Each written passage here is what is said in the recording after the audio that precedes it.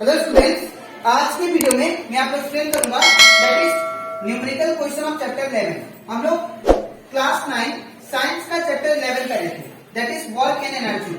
इसके पिछले वीडियो में मैंने आप लोगों को न्यूमेरिकल क्वेश्चन पार्ट 1 से लेके पार्ट 6 तक एनसीईआरटी में चैप्टर 11 का जितना भी न्यूमेरिकल क्वेश्चन था वो सारा एक्सप्लेन कर दिया। ठीक है, तो अगर आपको सारा न्यूमेरिकल क्वेश्चन इस चैप्टर का अच्छे से सीखना है तो आप लोग उसको मेरे यूट्यूब चैनल में जाकर उसको देख सकते हो। ठीक है, इसी के साथ साथ अभी तक मैंने क्लास 9 साइंस का chapter 1, chapter 2, chapter 3, chapter 8, chapter 9, chapter 10 और चैप्टर 11 और चैप्टर 12 इन सभी चैप्टर का जितना भी टॉपिक था वो सारा टॉपिक मैंने आप लोग को डिटेल में एक्सप्लेन किया। ठीक है, और इसी के साथ साथ मैंने आप लोग को चैप्टर 8, 9, 10 और 11 का जितना भी न्यूमेरिकल क्वेश्चन था that is inside the book और एक्सरसाइज का, ठीक है, इन सभी चैप्टरों का मैंने आप लोग को न्यूमेरिकल क्वेश्चन सारा एक्सप्लेन कर दिया। ठीक है, तो अगर आपको सारा क्वेश्चन और वो सारा टॉपिक अच्छे से सीखना है तो आप लोग उसको मेरे यूट्यूब चैनल में जाकर उसको देख सकते हो। ठीक है, मैंने हर एक चैप्टर का प्लेलिस्ट बना के अपलोड कर दिया। ठीक है,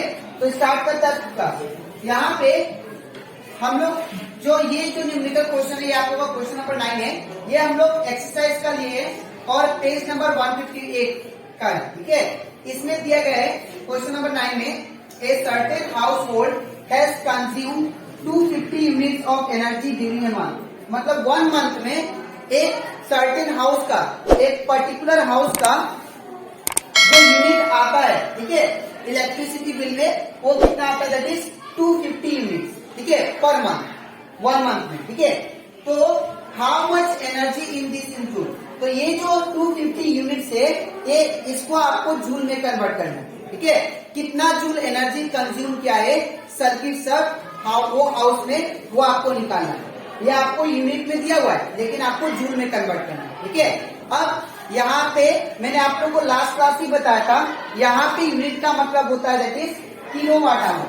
ठीक है, KWH किलोवाट आवर ये यूनिट का मतलब होता है। जहां तक यहाँ पे आप लोग देखना, जब भी इलेक्ट्रिसिटी बिल आएगा, ठीक है, तो वो इलेक्ट्रिसिटी बिल के अंदर एक पेपर मिलता है। ठीक है, उस पेपर में आप लोग देख लेना, वहां पे 250, 200, 30 यूनिट ऐसा लिखा होता है। तो इसका मतलब वो है, इसका मतलब ये है कि पूरा मंथ में आपका इलेक्ट्रिसिटी जो भी कंपोनेंट है, जो भी सर्किट चल रहा था हाउस में, वो कितना कंज्यूम किया है।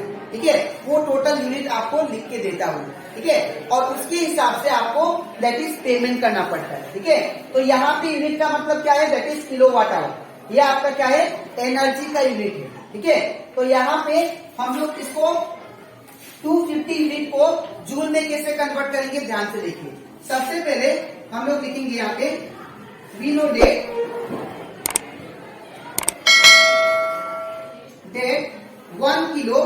1 किलोवाट आवर इक्वल टू क्या होता है that is 3.6 into 10 to the power in case of joule में। ठीक है, इन टर्म्स ऑफ जूल में कितना होता है, तो 1 किलोवाट आवर इक्वल टू होता है 3.6 into 10 to the power 6 joule. आप लोग याद रखना, ये आप लोग का एमसीक्यू में भी आएगा। ठीक है, 1 किलोवाट आवर इक्वल टू होता है 3.6 into 10 to the power 6 joule. तो अगर मैं 250 यूनिट्स का निकालू, ठीक है, तो 250 यूनिट और we can say KWH kilowatt hour. 250 units लिखो चाहे आप लोग किलोवाट आवर लिखो। तो ये क्या होगा, अगर 1 यूनिट में इतना हो रहा है, 1 किलोवाट आवर में अगर इतना हो रहा है तो 250 में कैसे आएगा, तो 250 को आप लोग ये पूरा नंबर को मल्टीप्लाई कर दोगे, ये पूरा नंबर को मल्टीप्लाई कर दोगे 250 से, तो आप लोग का 250 यूनिट्स आ जाएगा। ठीक है, तो हम लोग क्या करेंगे 250 इंटू क्या होगा 3.6 into 10 to the power 6 joule. ठीक है, अब इतना करने के बाद इसको हम लोग सिंप्लीफाई करते हैं, तो यहाँ पे क्या होगा दैट इज 250 से इसको पॉइंट से हटाते हैं तो कितना आएगा 36/10। ठीक है, इंटू यहाँ पे 10 टू द पावर 6 जूल। इसके बाद ये 0 से 0 कैंसिल, तो यहाँ पे कितना आएगा, इसको मल्टीप्लाई कर लेते हैं, तो यहाँ पे 36 into 25।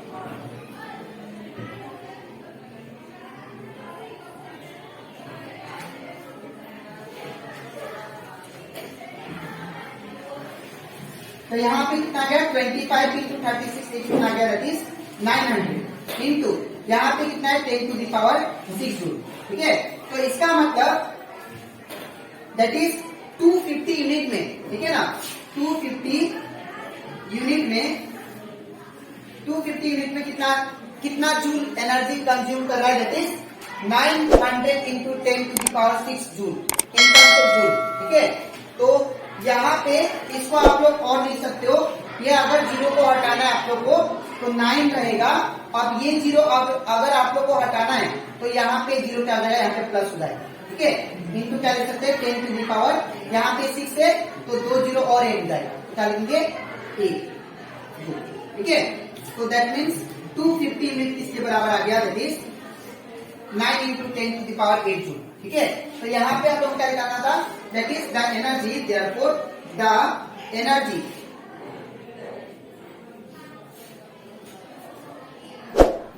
of 250 units in joule is कितना आया, that is 9 into 10 to the power 8 joule. ठीक है, तो इस तरह आप लोग को इस क्वेश्चन को करना था। ठीक है, तो ये कंप्लीट था हमारा दैट इज पेज नंबर 158 का क्वेश्चन नंबर 9। ठीक है, अब इसके नेक्स्ट स्लाइड में मैं आप लोग को समझाऊंगा दैट इज इसके बाद वाला न्यूमेरिकल क्वेश्चन जो एक्सरसाइज बुक में। ठीक है, तो इसके बाद that is next numerical question जो कि आप लोग का पेज नंबर 158 का क्वेश्चन नंबर 10। ठीक है, इसमें दिया गया है an object of mass 40 kg, एक ऑब्जेक्ट है जिसका मास 40 kg है, is raise to a height of 5 metre above the ground. इसको जो ऑब्जेक्ट है जिसका मास 40 kg है उसको ग्राउंड से, ठीक है ना, उसको उठाया गया है कितना मीटर तक, 5 मीटर तक। तो सपोज ये ग्राउंड हो गया, ठीक है, ये हमारा ग्राउंड हो गया और इसको यहां से ऑब्जेक्ट को उठाया गया एक पर्टिकुलर हाइट पे, जो कि ग्राउंड से इतना तक का जो हाइट है वो कितना है, that is height equal to 5 metre. और ये ऑब्जेक्ट का मास कितना है, तो ये ऑब्जेक्ट का मास कितना है, that is mass equal to आपको दिया 40 kg। ठीक है, तो अगर एक ऑब्जेक्ट जिसका मास 40 kg है उसको एक 5 मीटर हाइट पे उठा के रखा गया है, तो बताइए इसमें आप लोग को ये फाइंड करना है कि उसका पोटेंशियल एनर्जी क्या होगा। ठीक है, तो उसका पोटेंशियल एनर्जी कैसे फाइंड करेंगे, ध्यान से देखिए। सबसे पहले और हम लोग पहले आधा क्वेश्चन करते हैं, उसके बाद मैं आप लोग को पूरा क्वेश्चन समझाऊंगा। ठीक है, तो इतना तक अभी आप लोग क्या बोला कि एक ऑब्जेक्ट है जिसका मास 40 kg है, उसको 5 मीटर हाइट पे रखा गया है। ठीक है, तो वो ऑब्जेक्ट के ऊपर कितना पोटेंशियल एनर्जी लग रहा है वो आपको बताना है। ठीक है, तो यहाँ पे सॉल्यूशन, सबसे पहले given mass that is m equal to कितना 40 kg, इसके बाद फिर क्या दिया, हाइट h इक्वल टू कितना 5 मीटर। ठीक है, और हम लोग जो g लेंगे इसमें न्यूमेरिकल में वो क्या लेंगे, 10 लेंगे। हम लोग जानते हैं g का, स्मॉल g का that is acceleration due to gravity. Small g का वैल्यू कितना होता है 9.8, स्मॉल g का जो वैल्यू होता है 9.8 मीटर पर सेकेंड स्क्वायर। लेकिन फॉर न्यूमेरिकल हम लोग क्या लेंगे, g इक्वल टू 10 मीटर पर सेकेंड। ठीक है, अप्रोक्सीमेटली। तो यहाँ पे small g acceleration due to gravity, small g equal to कितना 10 मीटर पर सेकेंड। ठीक है, स्क्वायर। अब हम लोग क्या फाइंड करेंगे, सबसे पहले हम लोग क्या बोला था कि what is it's potential energy, तो हम लोग पोटेंशियल एनर्जी निकालते हैं। ठीक है, तो देयरफॉर ईपी मतलब potential energy equal to formula क्या होता है mgh। तो यहाँ पे मास कितना दिया है 40, तो यहाँ पे मास दिया है 40 इंटू g कितना, तो g मतलब acceleration due to gravity that is 10 into height कितना दिया है, तो हाइट आपको 5 मीटर दिया, यहाँ पे 5, तो ये कितना होता है, that is 40 into 10 400 and 400 into 5 2000। ठीक है, तो ये 2000 क्या आ गया आपका जूल, ये आपका पोटेंशियल एनर्जी। ठीक है, तो एक ऑब्जेक्ट जिसका मास 40 केजी है, जो कि 5 मीटर हाइट के है, उसका एनर्जी कितना है, potential energy that is 2000 joule. ठीक है, अब इसके बाद क्वेश्चन पढ़ते हैं, वो क्या बोला जा रहा है। उसके बाद क्वेश्चन बोला जा रहा है कि if the object is allowed to fall, अगर ऑब्जेक्ट गिरता है, ठीक है, उसको अलाउ करे गिरने के लिए, ठीक है, find its kinetic energy when it is half way down. जब ऑब्जेक्ट ऊपर से गिरता है तो उसका मोशन होगा, तो अगर मोशन होने से कौन सा एनर्जी होता है, काइनेटिक एनर्जी।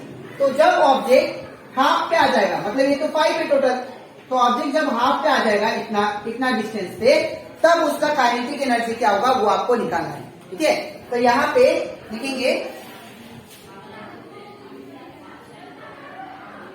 यहाँ पे कंडीशन लिख देते हैं, व्हेन द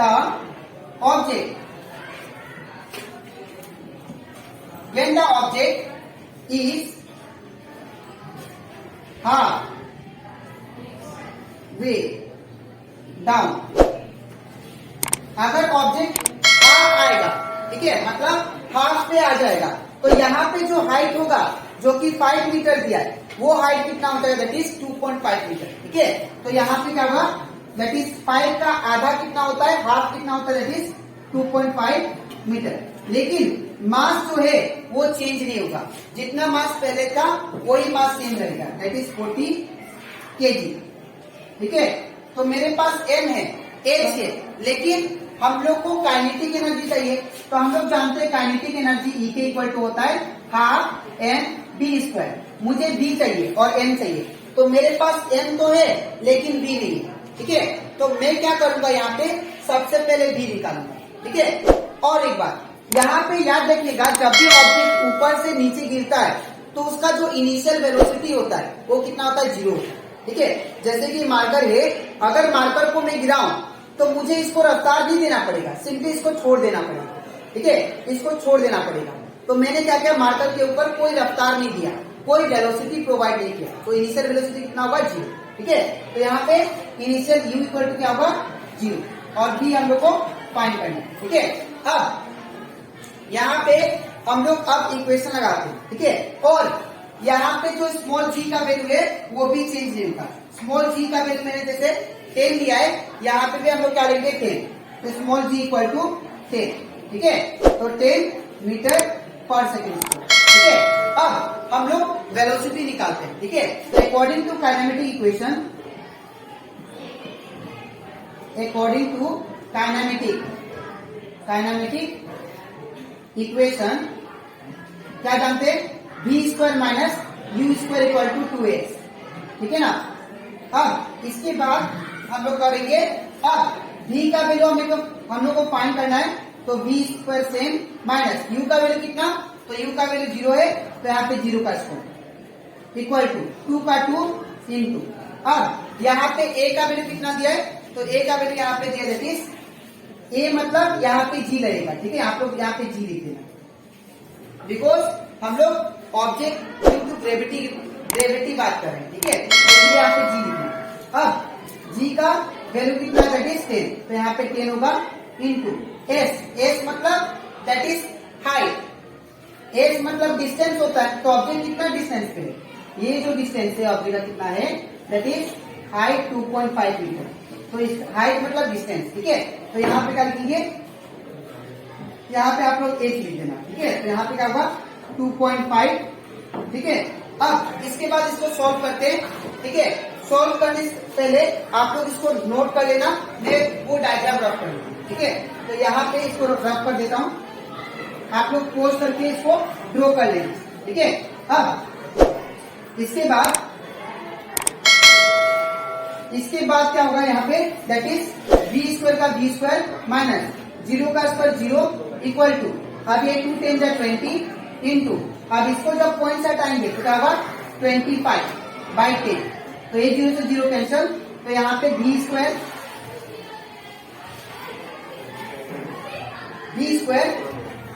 यहाँ पे कितना आएगा, -0 हुआ तो ये खत्म हो जाएगा, तो यहाँ पे क्या बचेगा 25 इंटू 2 दैट इज 50। ठीक है, 25 टू 50, और यहाँ पे कितना आ गया, दैट इज v स्क्वायर का वैल्यू कितना आ गया 50। अब इतना करने के बाद अब हम लोग को अब हम लोग काइनेटिक एनर्जी फाइंड करते हैं, ठीक है। तो हम लोग जानते हैं देयरफॉर काइनेटिक एनर्जी E के इक्वल टू क्या होता है, हाफ एम वी स्क्वायर, ठीक है ना। अब हाफ का हाफ इंटू मास कितना दिया देखिए आप लोग, तो मास आप लोग को दिया है दैट इज 40, तो इन प्लेस ऑफ मास क्या होगा 40 इंटू, इसके बाद यहाँ पे वी स्क्वायर का वैल्यू कितना है 50, यहाँ से लिख सकते हैं मीटर पर सेकंड लिख दीजिएगा, तो वी स्क्वायर का वैल्यू 50, ठीक है। अब इसको मैं काट देता हूं, तो यहाँ पे क्या होगा 2 2 जा 4 0, मतलब 220 का कितना होगा 40, ठीक है। अब इसको मल्टीप्लाई करता हूं, तो 50 इंटू 20 इट बिकम 100, तो यहाँ पे काइनेटिक एनर्जी जो होगा वो कितना होगा दैट इज 100 जूल, ठीक है। तो यहाँ से हम लोग का पोटेंशियल एनर्जी और काइनेटिक एनर्जी आ जाती है, ठीक है। तो इस तरह आपको सोल्व करना है क्वेश्चन, ठीक है। तो यहाँ पे लिखिए देयरफॉर पोटेंशियल